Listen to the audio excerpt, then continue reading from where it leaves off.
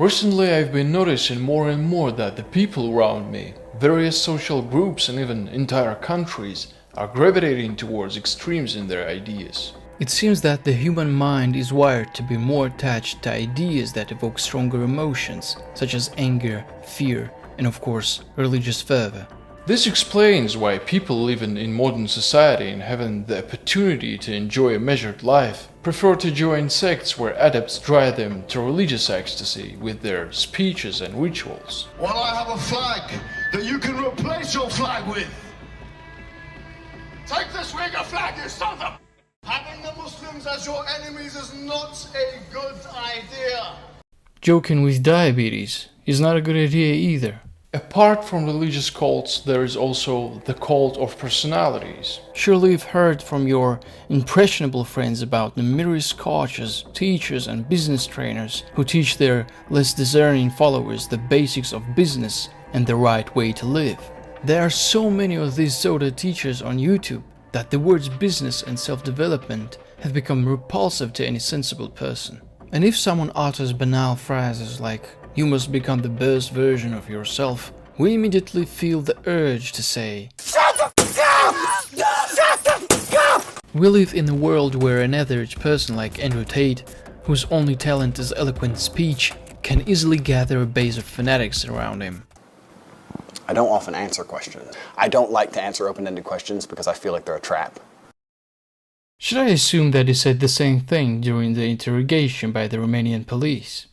I don't often answer questions. I don't like to answer open-ended questions because The cult around idols is built by those whom evolution has deprived of critical thinking. And if you lack critical thinking, you are in great danger. Today your perception of sects will change forever. You will be surprised to learn what kind of world we really live in, and how much we have underestimated the power of ideologies and personality cults. You will feel uncomfortable, as you will realize that this phenomena has not spared you either. What do gambling, drug addiction, religious zeal, and Nazi ideology have in common? What mental illness did Jesus Christ and Adolf Hitler suffer from? What is the connection between your favorite blogger and the leader of an extremist sect? We will talk about all this in this video. And most importantly, we will try to figure out how we can avoid getting into a sect. No matter how much I have researched this topic, I have never seen anyone offering a solution for this problem. Mostly we are told to be reasonable and cautious. Apparently those who give these advices do not fully understand what we are dealing with. And we are dealing with a psychological condition that, for some reason, has been receiving very little attention lately. Moreover, the patients here are not only the followers of sectoral and extremist movements, but also the founders themselves, who stand at the origins of sects, religions and political parties. What if the idols of society and the paragons of all moral norms and trends were simply people with mental disorders? What if there is a condition that nullifies the sacrifice of Jesus Christ and the severe trials that opposition, politicians, leaders of social movements and others subjected themselves to? Well, such a condition exists, and it is called a superior idea. Now be extremely attentive. To understand the meaning of this video, you must remember this information and keep it in mind throughout the video. In psychology, the term superior idea describes beliefs or ideas that take up a disproportionate amount of space in person's mind, thus becoming dominant and determine their behavior and worldview. These ideas do not necessarily have to be false, but they are accepted with such intensity that they hinder normal functioning. This condition simply nullifies the sacrifice of religious and political figures, who in the name of their ideas sentenced themselves to prison terms and the danger of harm from opponents. History knows many examples of people who, convinced of the truth of their ideas, fearlessly accepted death rather than renounce their ideas. One such example is Giordano Bruno, about whom I made my very first video. Sect leaders often have an unshakable belief in their mission or doctrine. This belief becomes central in their lives and they dedicate all their efforts to its realization. Many sect leaders believe that they are chosen to fulfill a special mission. They may see themselves as messiahs or prophets or even divine beings. This psychological deviation explains the behavior of people who were at the origins of modern religions. The description of a superior idea fits very well with the act of sacrifice by Jesus Christ, who believed that his death was meant to atone for human sins and return him to his origin divine state.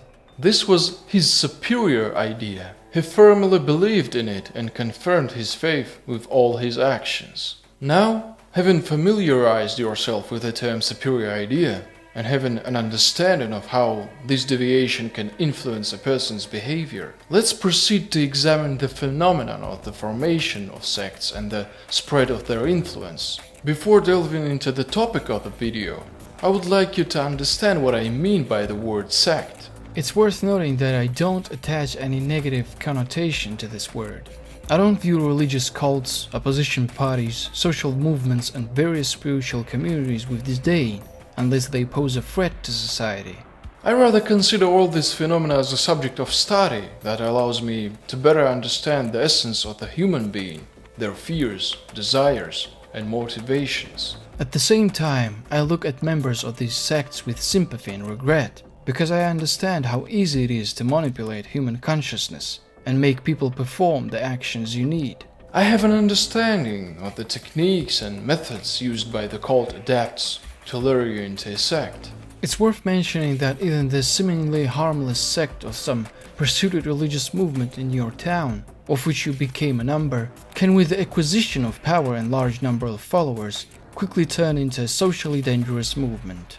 Adepts and preachers driven by their superior idea, who initially taught you to do good and show compassion to your neighbor, might at some point start pushing you to commit terrible things under the guise of noble ideas. The sect known as People's Temple was founded by Jim Jones in 1955 in Indianapolis. Initially, it was a religious organization promoting socialism, racial equality, and assistance to the poor. Jim Jones was initially a pastor in a Christian church, but his ideas and sermons quickly turned into more radical social teachings. The People's Temple attracted followers with its commitment to socialistic ideas, the fight for civil rights, and racial equality. Jones claimed that his goal was to create a community based on the principles of brotherhood, social justice, and mutual assistance. In 1965, the People's Temple moved to California, where it began attracting a large number of new followers. The organization opened branches in San Francisco, Los Angeles, and other cities. The temple offered various social programs such as free canteens, assistance to the homeless, medical clinics, and educational programs, which attract many people seeking support and community. Over time, Jim Jones began to strengthen his power and control over the members of the People's Temple. He encouraged a cult of personality, positioning himself as the sole leader and Messiah who could lead his followers to salvation. Jones began preaching about an impending apocalypse and external enemies who wanted to destroy their community. This increased the isolation of sect members and their dependence on Jones. In 1974, Jim Jones leased land in Guyana and began constructing a commune known as Jonestown. He presented it as a utopian community where his followers could live in peace and harmony, free from oppression and persecution.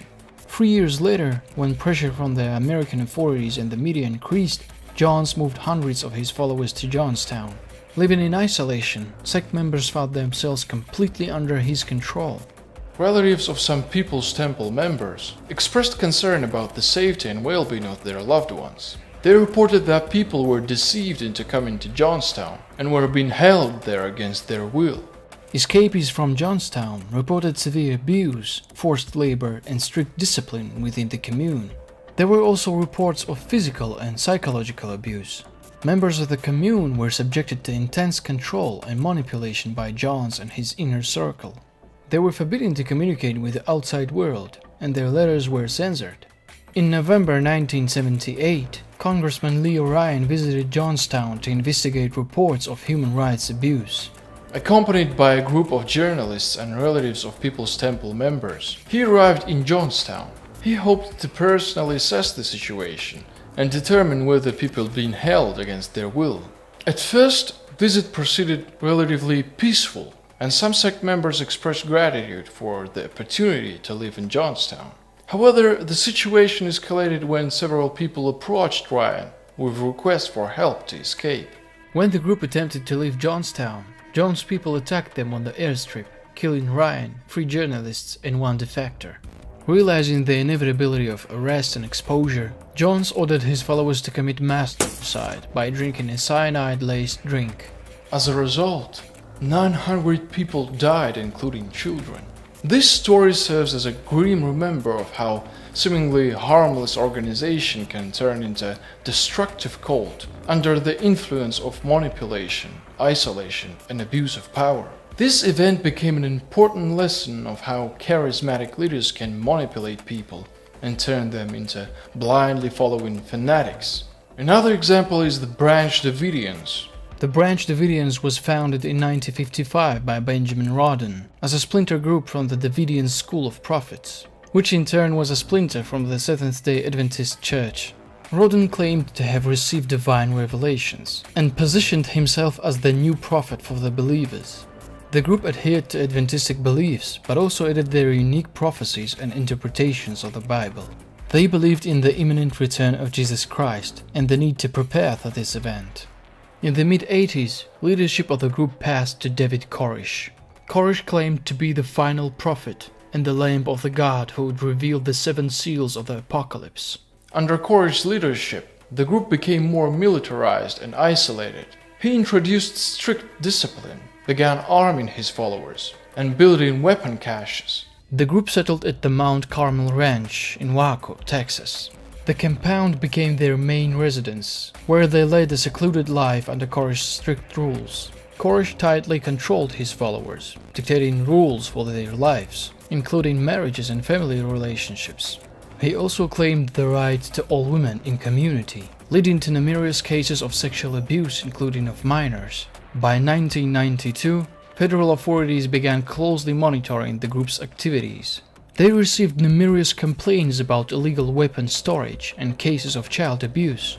On February 28, 1993, the Bureau of Alcohol, Tobacco, Firearms and Explosives attempted a raid on the compound, which resulted in shootout, killing 4 ATF agents and 6 Branch Davidians.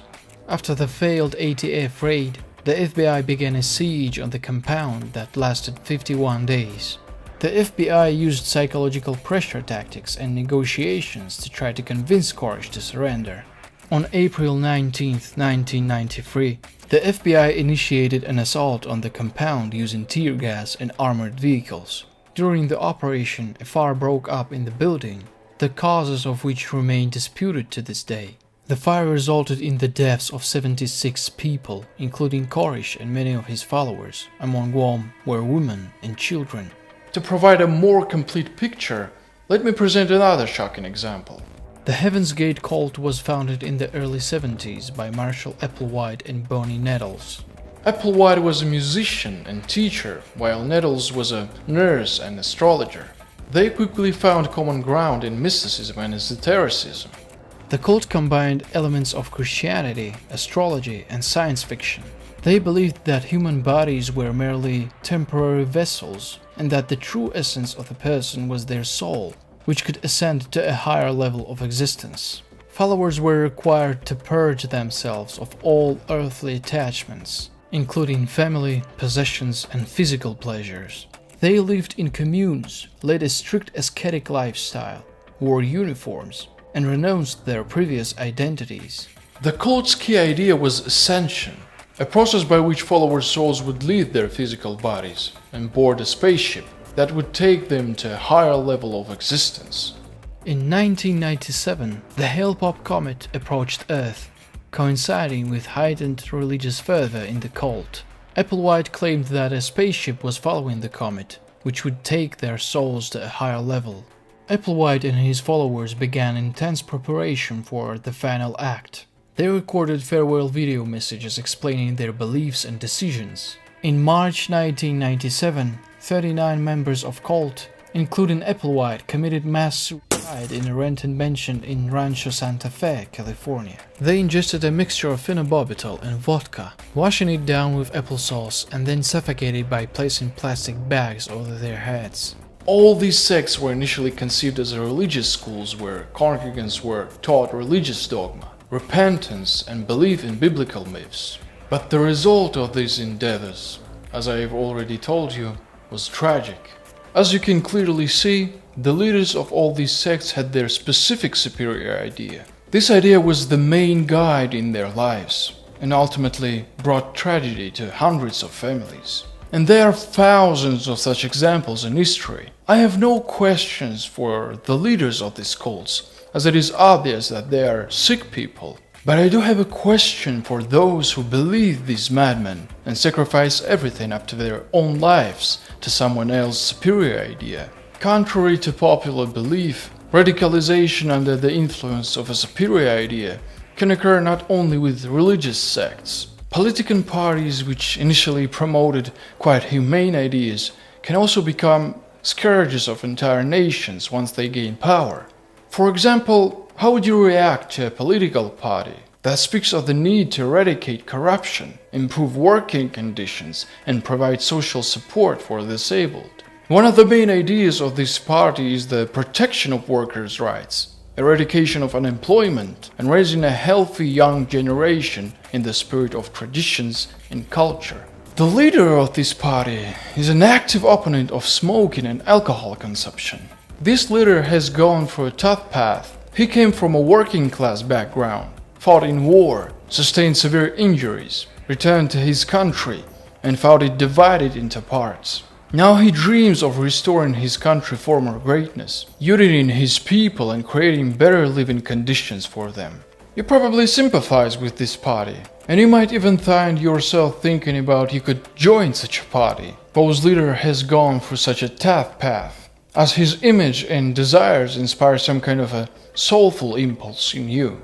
But don't jump into conclusions.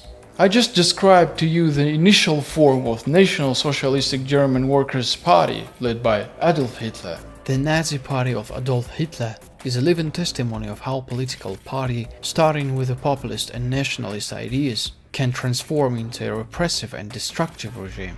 The use of propaganda, manipulation of public opinion, and elimination of opposition allowed the Nazis to come to power and implement their inhumane ideology, which led to one of the most horrific tragedies in human history. When it comes to Nazi Germany, the superior idea of Hitler and his supporters was the creation of a pure Aryan race for the extermination of all others. The most terrifying thing of such a transformation of sect ideology is that its participants are unable to understand where spiritual or ideological theater ends and extremism begins. Don't be overconfident thinking that with your knowledge, education, and broad outlook, you will be able to recognize a sect. What if I told you that you are already a member of such a sect? The influence may not be so evident yet, but under certain circumstances, a zeal might awaken within you. Most of you watching this video are Christians, and slightly smaller portion are Muslims. Did you know that Christianity was initially perceived by the civilized world as a sect, and its adherents were considered insane? For example, how would you feel about a person who, to suppress his sexual urges, would dip his genitals into a beehive, causing himself immense pain? Does such a person seem insane to you? Or perhaps you feel the urge to learn some life wisdom from him. If you laugh at this person, you should know that I am talking about Saint Matthew of Constantinople. He was far from a minor figure in Christianity. His harsh methods of self-punishment impressed people who saw it as a testament of his extreme devotion to God and his ability to resist temptation. At least now you know how to successfully complete the NoFap November challenge. Another example is Saint Simon Stylites, who was a monk from Syria, who at the beginning of his life lived in ordinary monastic communities. However, he sought stricter asceticism and solitude. Simon built a tall pillar, on top of which he lived for many years, rarely coming down. His life on the pillar lasted about 37 years. He spent his time in prayer, fasting, and strict asceticism, limiting his needs for food and sleep. Despite his unusual practice, Simon attracted many pilgrims who came to his pillar for advices and blessings. His self-denial and devotion to God impressed people, and he became one of the most revered saints in the Eastern Church. Saint Dominic Luricatus wore iron chains and shackles that cut into his skin, causing constant pain. Saint John the Baptist practiced extreme forms of self-flagellation, including the use of iron chains and thorny shackles, to inflict pain on himself. He also spent long hours in prayer and meditation, neglecting sleep and food. And there are many of such examples. All these saints were highly popular. Crowds of people considered them to possess miraculous powers and came to them to advise, healing, and help. All these madmen were united by one thing: a superior idea. Religions are also built on the principles of sects, but this is a moderate ideology that also has the potential to become a threat to all of humanity. Religious ideology presents you with uncomfortable questions: children dying, injustice, oppression, causing you phantom guilt, thus manipulating your consciousness and forcing you to make decisions beneficial to the manipulator. After all, when you are faced with the need to answer the eternal questions of humanity, which even the greatest thinkers could not answer, your brain inevitably fails. Therefore, every time you watch footage of wars, oppressions, and ideological debates, you are likely to experience anger. Anger is a sign that your brain is in a state of uncertainty. The inability to solve a problem that you consciously or subconsciously set to your brain triggers a natural reaction of anger. After all, you get angry every time you encounter a problem in your life that you have never faced before. And here you are presented with essentially an unsolvable task. In other words, the brain and nervous system of each person had their capacity. Human consciousness is extremely fragile. If you keep posing unsolvable tasks to your brain, it will inevitably fail. The ability to soberly assess the situation is evolutionarily a guarantee of survival. And the little monkey in your brain strives in every possible way to piece together an objective reality from the news feed. This is an inherently impossible task, as attempting to build a picture of objective reality from ongoing world political events and their possible outcomes is like trying to predict the outcome of a chess game where you are shown only 2 squares of the entire chessboard. In these attempts, the human brain fails. Seeing all these images of deaths and violence, a person panics. The instinct of self-preservation awakens and signals to the person that they must take action. Fear and apathy dull critical thinking. And this is the most opportune moment to turn you into a servant of a sect. With the onset of the Palestinian-Israeli conflict, videos have increasingly appeared on YouTube where young people share their touching stories on how they converted to Islam. These people experienced exactly what I'm talking about.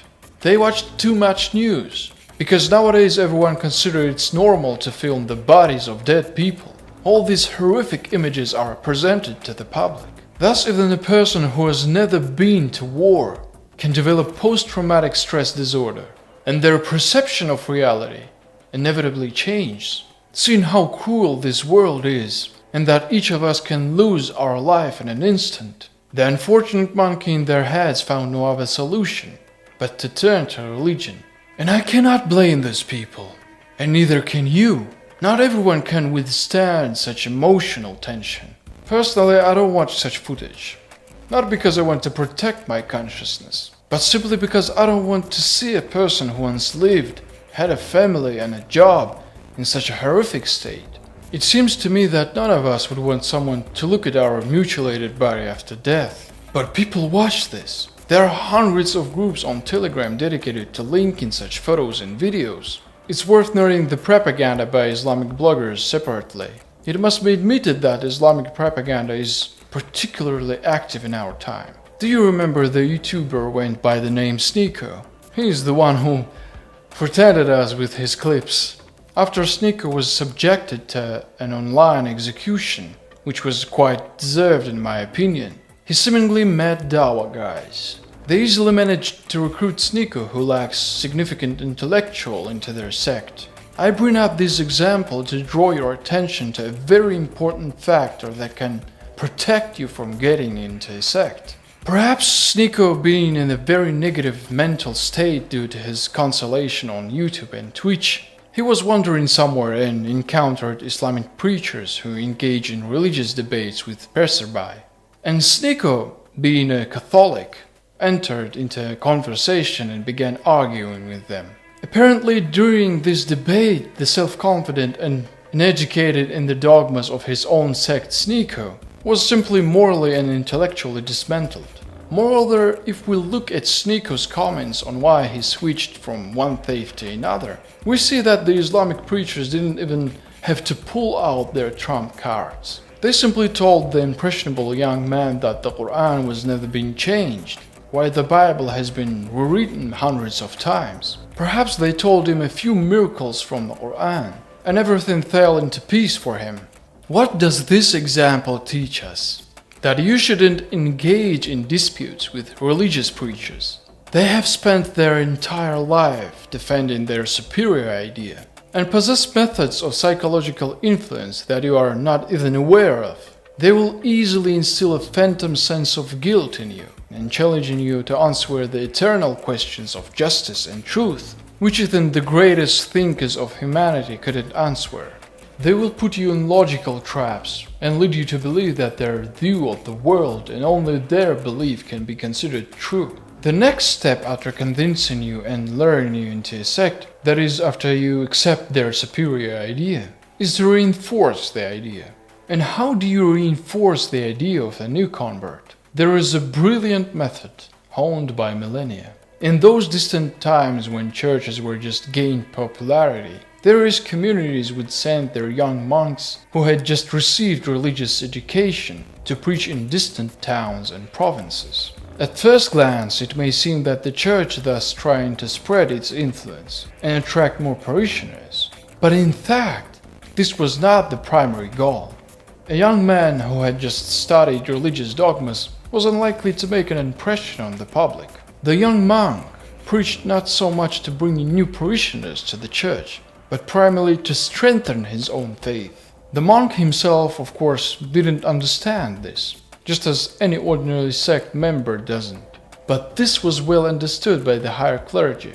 By defending a particular ideology, you unconsciously convince yourself of its truth. So let's get back to Sneeko. What did he start doing after converting to Islam? Having absolutely no understanding of the concept of Islam and only possessing some basic knowledge.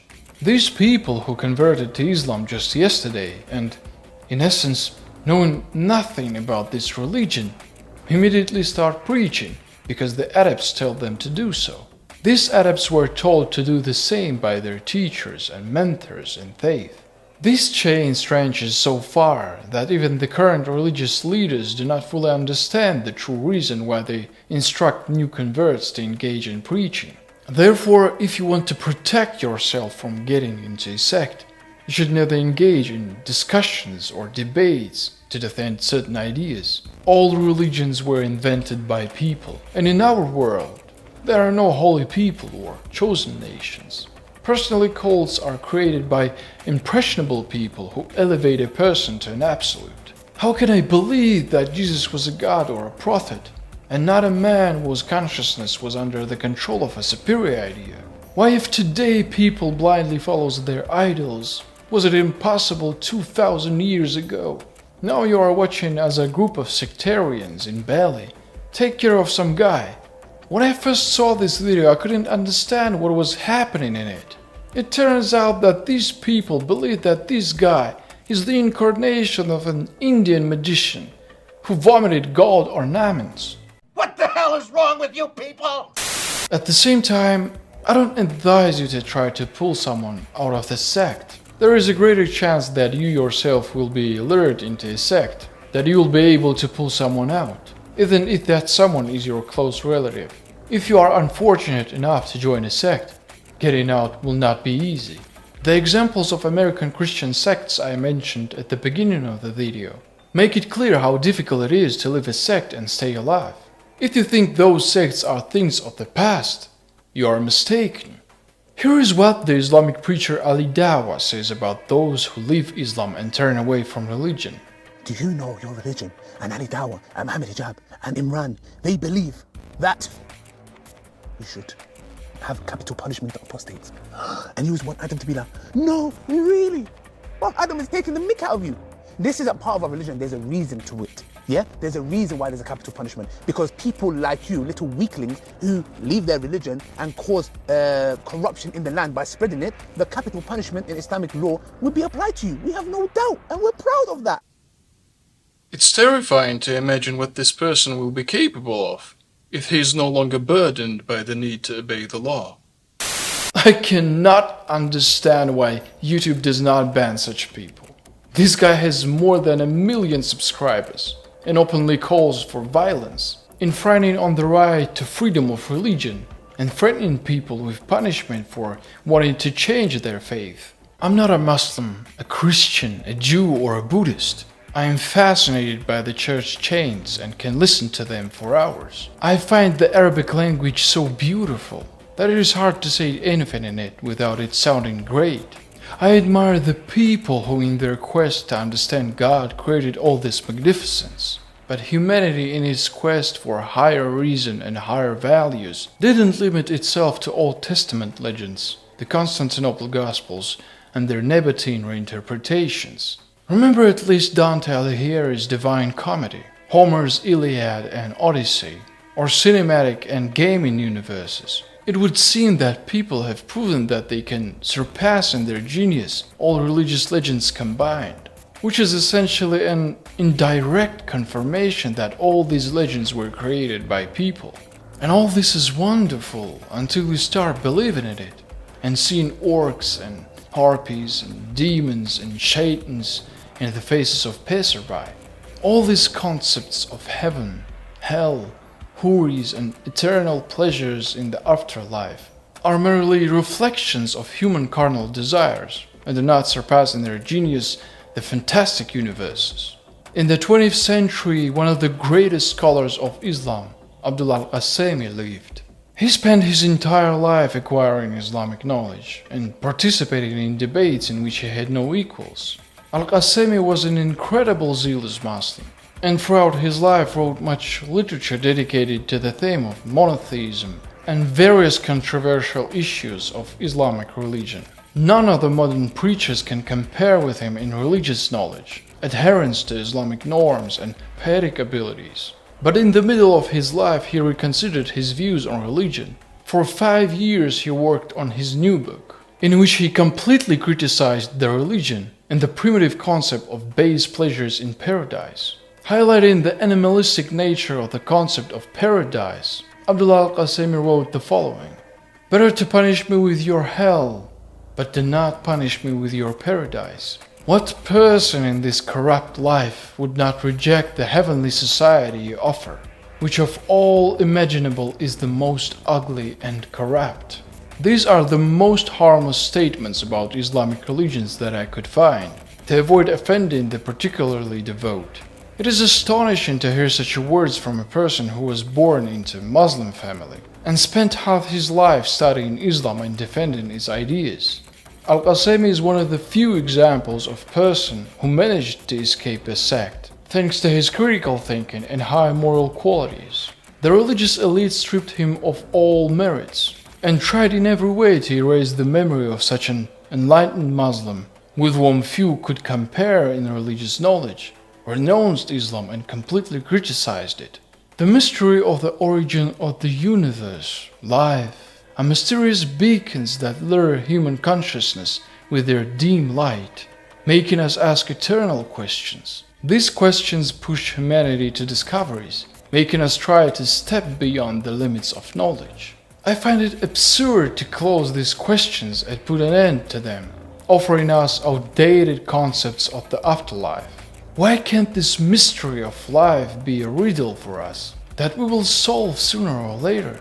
Because the human monkey finds it difficult to live in a world where there is uncertainty.